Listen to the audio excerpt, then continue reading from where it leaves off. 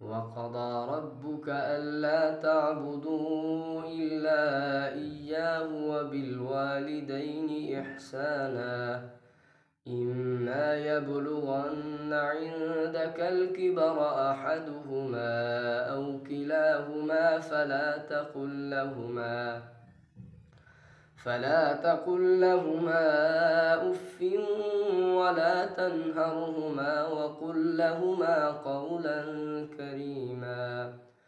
واخفض لهما جناح الذل من الرحمة وقل رب ارحمهما كما ربياني صغيرا